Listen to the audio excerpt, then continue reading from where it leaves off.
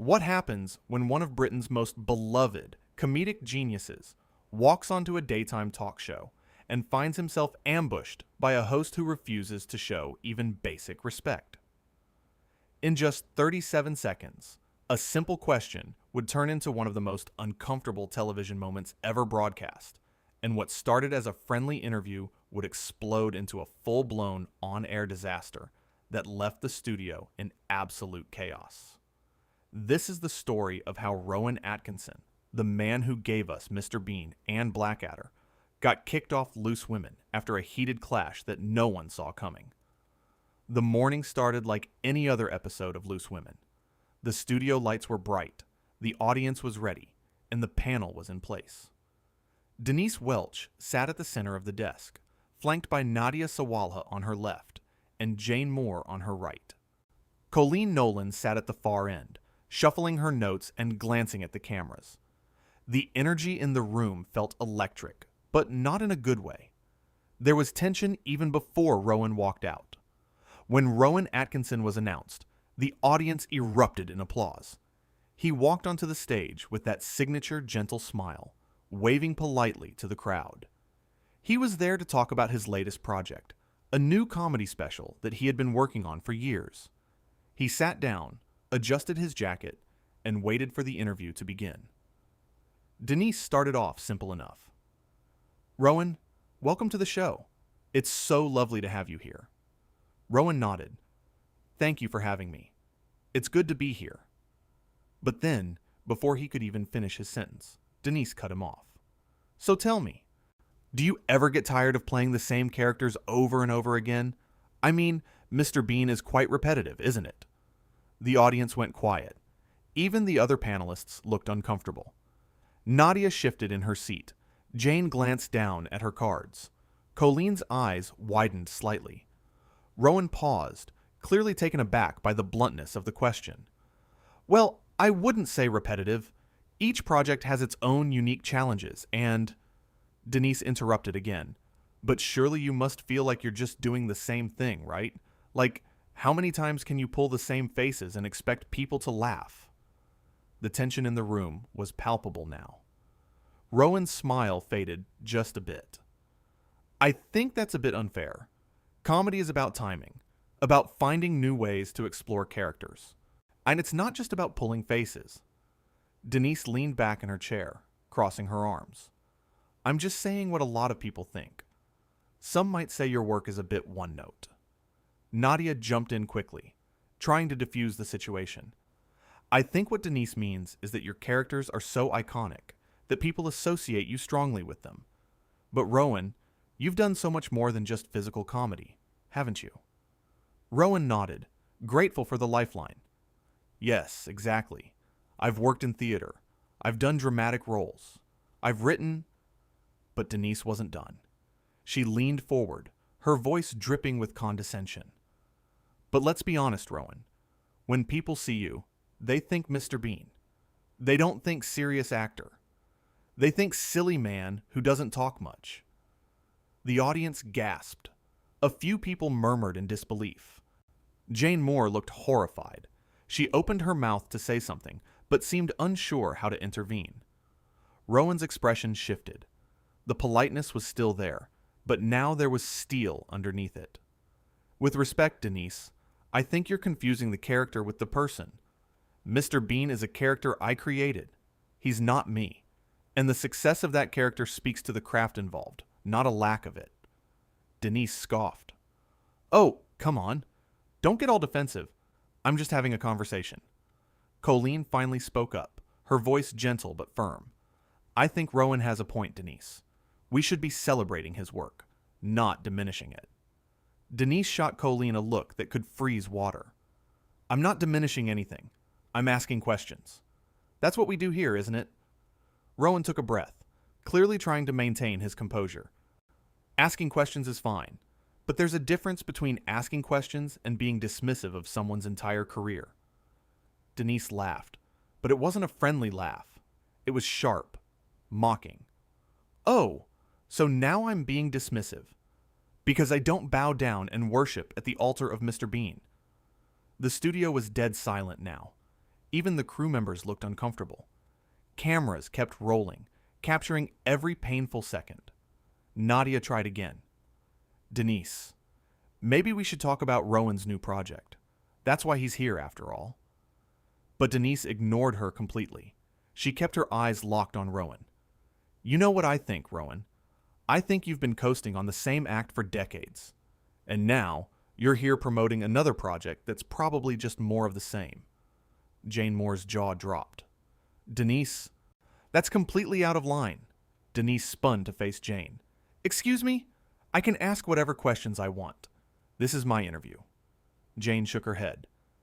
It's not just your interview. We're a panel, and you're being incredibly rude to our guest. Rowan sat there, watching the panel fracture in real time. He hadn't said anything yet, but you could see the frustration building in his eyes. Denise turned back to him. What's wrong, Rowan? Cat got your tongue? Or are you just waiting for someone to write your response for you?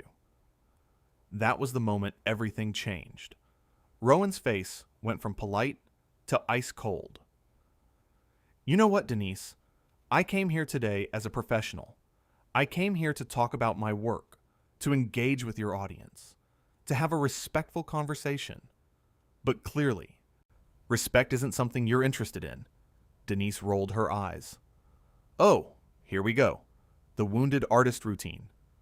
Rowan didn't raise his voice, but his words cut like a knife. It's not a routine. It's a fact. You've spent the last several minutes belittling my work, dismissing my career, and insulting me personally. And for what? For ratings? For drama? Because you think it makes you look clever? The audience started murmuring. Some people were nodding in agreement with Rowan. Others looked shocked that he was fighting back. Nadia leaned in. Rowan, I'm so sorry. This isn't how we normally... Rowan held up a hand gently. It's not your fault, Nadia. You and Jane and Colleen have been perfectly lovely. But this, he gestured toward Denise, this is unacceptable. Denise's face flushed red. Unacceptable? What, you're calling me unacceptable? Rowan looked her straight in the eye. I'm calling your behavior unacceptable. There's a difference. Although, given how you've conducted yourself today, maybe the line is blurrier than I thought. The audience actually gasped out loud at that. Colleen put her hand over her mouth. Jane looked like she was trying not to smile. Denise stood up from her chair, her voice rising. How dare you come onto my show and insult me? Rowan remained seated, calm as ever. Your show? Last I checked, it was called Loose Women, not the Denise Welch Hour, and I didn't insult you. I simply reflected back the energy you've been giving me since I sat down. Denise's hands were shaking now. She was so angry. You think you're so clever, don't you? With your posh accent and your fancy words? Rowan tilted his head. I think I'm a professional who expected to be treated with basic courtesy. Apparently that was too much to ask. Nadia tried to step in again. Let's all just take a breath and... Denise whirled on her. Stay out of this, Nadia. Jane stood up now, too. Denise, stop it. You're making a fool of yourself. Denise pointed a finger at Jane. You don't get to tell me what to do. Colleen spoke softly but firmly. Denise, listen to yourself. You're yelling at everyone. This has gotten completely out of hand. But Denise was too far gone. She turned back to Rowan, her voice venomous. You know what your problem is, Rowan? You can't handle a real conversation. You're so used to people laughing at your silly little characters that you fall apart when someone actually challenges you. Rowan stood up slowly, straightening his jacket. His voice was quiet, measured, and devastating. The only thing falling apart here is your credibility. I've been challenged by critics, by audiences, by colleagues far more intelligent and articulate than you could ever hope to be. And I've handled it with grace. But what you're doing isn't challenging me. It's bullying, and I don't tolerate bullies. The audience erupted in applause. People were actually standing up, clapping for Rowan. Denise looked around, furious and humiliated. She screamed over the applause. Get out! Get off my show! Rowan didn't flinch. With pleasure. But before he could move, a producer rushed onto the stage, whispering urgently to Denise. She shoved him away. I said get him out of here. Jane stood up and walked over to Rowan. I'm so sorry about this. You didn't deserve any of it. Rowan smiled at her kindly. Thank you, Jane. You've been nothing but professional. Nadia stood as well. Please don't judge all of us by this. We're not all like... She didn't finish the sentence, but everyone knew what she meant. Colleen nodded in agreement. You're a legend, Rowan. An absolute legend. And everyone watching knows it. Denise was practically vibrating with rage now. Are you all turning on me? After everything I've done for this show? Jane turned to her, eyes blazing. What you've done is embarrass yourself, and all of us. Rowan Atkinson is a guest. A respected, beloved guest. And you treated him like garbage. Denise's voice cracked. I was just trying to have an honest conversation. Rowan, who had started to walk toward the exit, stopped and turned back. An honest conversation requires honesty from both sides, Denise. What you were doing was performing. You were trying to create a moment, to be controversial, to get people talking. Well, congratulations. You succeeded, but not in the way you hoped. Denise took a step toward him. You don't know what you're talking about. Rowan's voice was ice. I know exactly what I'm talking about. I've been in this industry for over 40 years. I've seen people like you come and go. People who think that being rude is the same as being interesting. That tearing others down somehow builds them up. But it doesn't work that way. All it does is reveal who you really are. The entire studio was silent except for Rowan's voice. Every word landed like a hammer. Denise's eyes filled with tears, but they were tears of rage, not sadness. Get out. Get out right now. Rowan nodded. I'm going. But before I do, I want to say something to your audience. He turned to face the crowd, his expression softening. To anyone watching at home, please know that creativity and art deserve respect. Whether you like someone's work or not, there's a human being behind it. Someone who poured their time, their energy, their soul into making something they hoped would bring joy or thought or feeling into the world. And that deserves to be met with basic human decency. The audience applauded again, louder this time. Some people were wiping tears from their eyes. Rowan turned back to the panel. Jane, Nadia, Colleen, it was a pleasure meeting you, even under these circumstances. He deliberately didn't look at Denise. Then he walked off the stage, his head held high, his dignity intact. The moment he disappeared through the exit, chaos erupted on set. Denise collapsed back into her chair, her face in her hands. Jane and Nadia were talking in hushed, urgent tones. Colleen sat frozen, looking shell-shocked. Producers were running around, trying to figure out what to do next. The cameras kept rolling for a few more seconds before someone finally yelled to cut. But it was too late. The damage was done. The entire incident had been broadcast live to millions of viewers. In the immediate aftermath, the panel sat in stunned silence. Denise refused to look at anyone. Jane finally broke the silence. I can't believe that just happened. Nadia shook her head. I've never been so embarrassed in my life. That poor man. Colleen spoke quietly. He handled it better than most people would have. He was calm. He was articulate. He was right.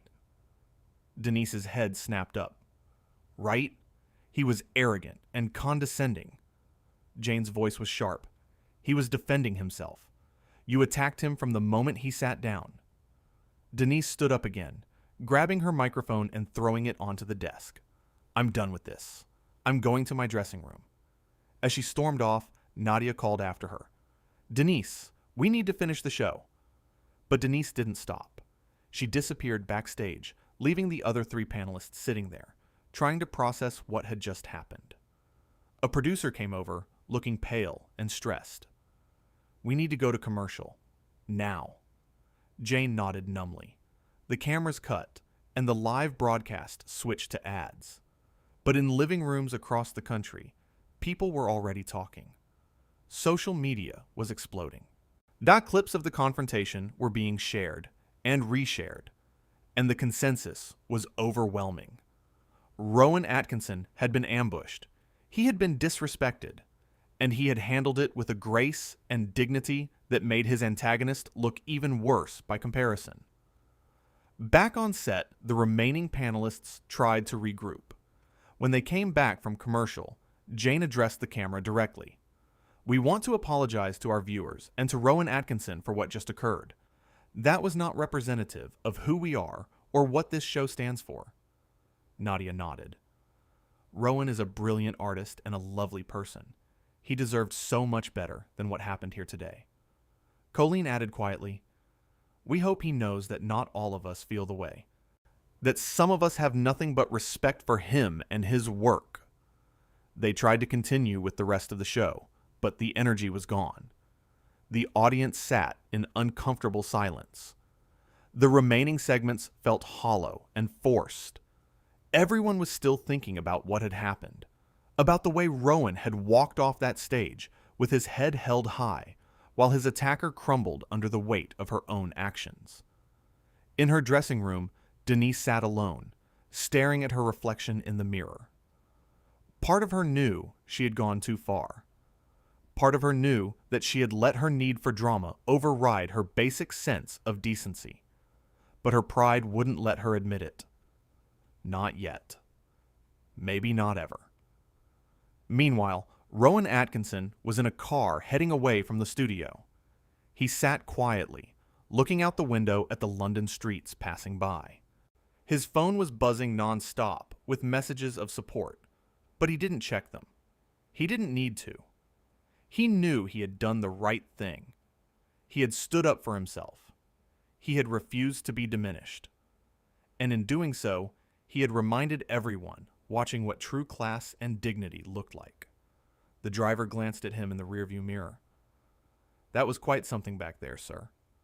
Rowan smiled slightly. "Yes, it was." The driver hesitated, then continued. "For what it's worth, I thought you handled it brilliantly. My wife and I watch you all the time. You're a legend." Rowan's smile widened just a bit. "Thank you. That means a great deal." As the car drove on, Rowan reflected on what had transpired.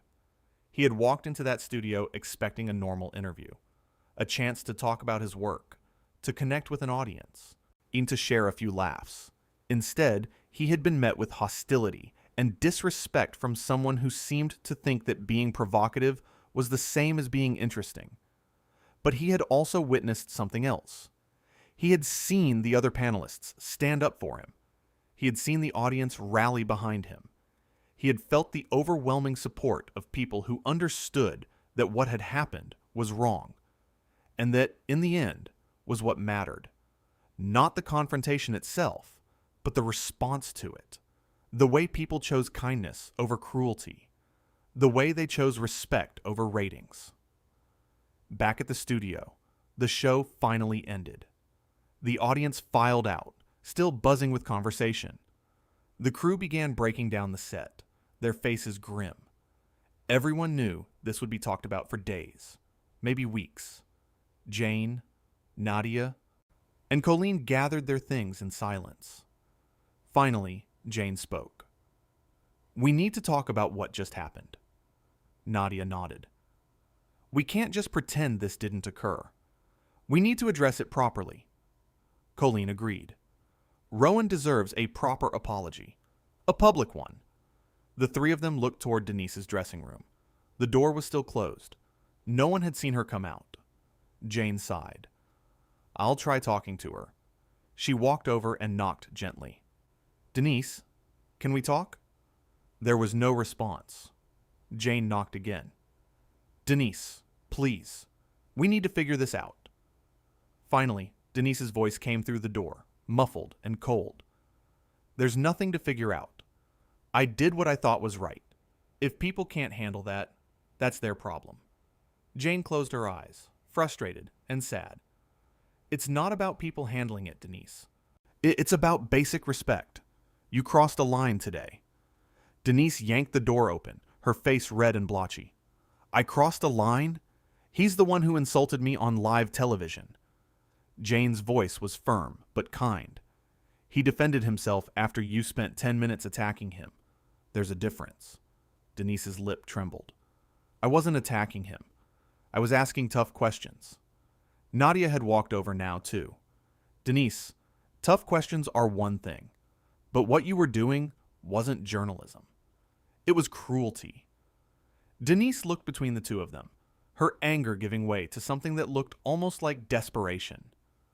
"You're supposed to be on my side." Colleen joined them, her voice gentle. "We are on your side, Denise. That's why we're telling you this. Because we care about you. But you were wrong today, and you need to acknowledge that." Denise's face crumpled. For a moment, it looked like she might actually break down, might actually admit what everyone already knew. But then she straightened up, wiped her eyes roughly, and shook her head. "No, I don't need to acknowledge anything. If Rowan Atkinson can't handle a little heat, that's his problem, not mine." She grabbed her bag and pushed past them, heading for the exit. The 3 remaining panelists watched her go, a mix of pity and frustration on their faces. Jane whispered, "She's going to regret this." Nadia nodded. "She already does. She's just too stubborn to admit it." Across town, Rowan arrived at his home. He thanked the driver, went inside, and finally allowed himself to exhale. The confrontation had been exhausting, not because of the words exchanged, but because of the sheer audacity of it all. The presumption that someone could treat another human being that way simply because they had a microphone and a camera. He poured himself a cup of tea and sat down in his favorite chair. His phone was still buzzing. Messages from friends, from colleagues, from people he hadn't spoken to in years. All of them expressing support, expressing outrage on his behalf. He read through a few of them and found himself smiling. One message in particular stood out. It was from a young comedian he had mentored years ago. "You showed everyone today what real strength looks like. Not shouting, not aggression, but calm, articulate dignity. Thank you for that lesson." Rowan typed back a simple response. "Thank you. Stay kind. Stay honest. And the rest takes care of itself." He set the phone down and stared out the window at his garden. The afternoon light was golden and soft. Birds chirped in the trees. Everything was peaceful. And in that moment, Rowan realized something important. The confrontation didn't define him. It didn't change who he was or what he had accomplished. It was simply a moment, a blip, an unfortunate incident that would fade with time. What mattered was how he had responded. With truth, with clarity, with the same intelligence and dignity that had guided him throughout his entire career. He had walked onto that stage as Rowan Atkinson, beloved comedian and respected artist. And he had walked off the same way. Nothing Denise Welch said or did could take that away from him. Meanwhile, back at the studio, the reality of what had happened was beginning to sink in. Producers were in emergency meetings. Network executives were fielding calls. Social media was a firestorm of opinions, and nearly all of them sided with Rowan. The phrase Team Rowan was trending. Clips of his calm, devastating responses to Denise's attacks were being viewed millions of times. People were creating memes, writing think pieces, dissecting every word of the exchange. And in the center of it all was Denise Welch, whose attempt to create a memorable television moment had backfired spectacularly. Instead of looking like a tough interviewer, she looked like a bully. Instead of seeming clever, she seemed cruel. Instead of elevating herself, she had diminished herself in front of millions. The other panelists released a joint statement later that evening, and it was carefully worded but clear in its message. "We want to extend our deepest apologies to Rowan Atkinson for the treatment he received on today's show. His contributions to comedy and entertainment are immeasurable, and he deserved far better than what occurred. We hope to have the opportunity to welcome him back in the future under very different circumstances. The statement conspicuously did not mention Denise by name, but everyone reading it knew exactly what it meant. It was a public distancing, a way of saying, this was not us. This was one person. As the sun set on what would go down as one of the most uncomfortable moments in daytime television history, two very different people sat in two very different states of mind. Rowan Atkinson, secure in who he was and what he stood for, be comfortable in the knowledge that he had handled an ugly situation with grace. And Denise Welch, alone with her thoughts, wrestling with the reality that her actions had consequences she hadn't anticipated. The interview that was supposed to be a simple promotional appearance had turned into something much bigger. A moment that captured something fundamental about respect, about dignity, about the way we treat each other when the cameras are rolling and the whole world is watching. And in the end, it proved something that Rowan Atkinson had always known. You don't need to shout to be heard. You don't need to be cruel to be compelling. You just need to be honest, to be yourself, and to never let anyone make you feel small. Because true greatness, true class, cannot be diminished by small-minded attacks. It can only shine brighter in contrast to the darkness around it. And on that day, in that studio, in front of that audience, Rowan Atkinson shone very bright indeed,